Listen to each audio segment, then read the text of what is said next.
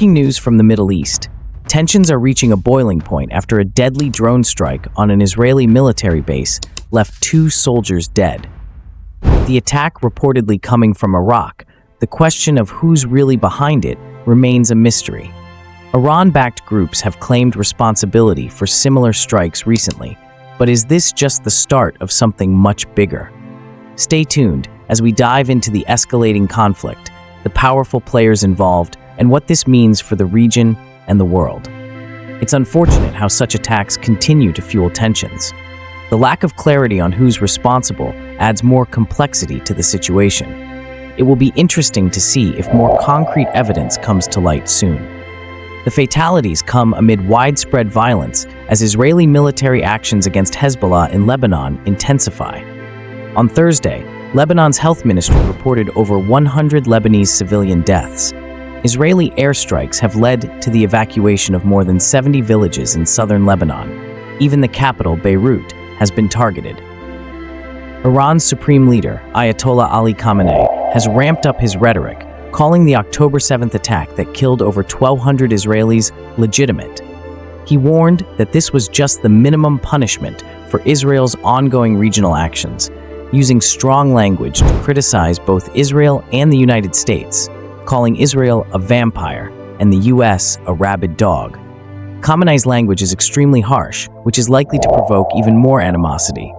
The targeting of Beirut adds a layer of severity to this conflict, as does the widespread civilian impact. The humanitarian aspect is really concerning.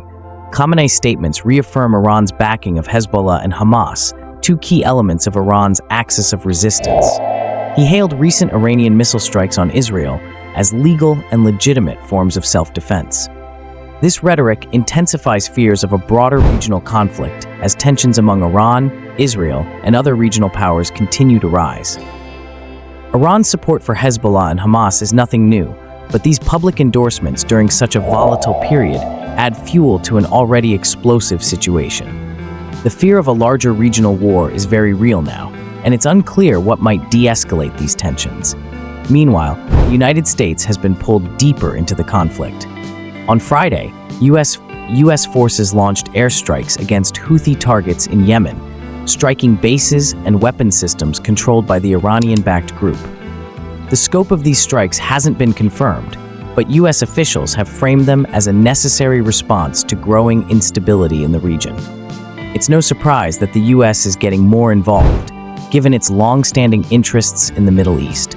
Striking Houthi targets is part of its broader effort to curb Iranian influence, but further U.S. involvement could escalate things even more, which is a concern. In southern Lebanon, Israel's offensive has sparked a humanitarian crisis. 2 hospitals have closed due to fuel, electricity, and medicine shortages. Additionally, 4 paramedics from the Islamic Health Society were killed in a drone strike near one of the hospitals. These conditions have left critical areas without medical services, worsening the plight of civilians. This is where the human cost becomes so painfully clear. The closure of hospitals and lack of medical care are devastating for civilians caught in the middle. When even healthcare workers are targeted, it really underlines the desperation of the situation. Despite these challenges, the Israeli military claims significant progress in its fight against Hezbollah, reporting the deaths of 250 Hezbollah militants since their ground operation began in southern Lebanon. However, Israeli forces are facing tough resistance, especially from Hezbollah fighters in fortified positions, leading to the deaths of 9 Israeli soldiers, many in close-quarters combat.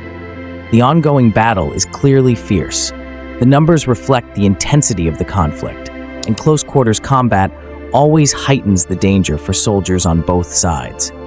It's a grim reminder of how entrenched both parties are in this fight. The conflict in Lebanon is complicated by Hezbollah's use of an underground tunnel network that crosses the Lebanon-Syria border, used for smuggling weapons from Iran and other allies.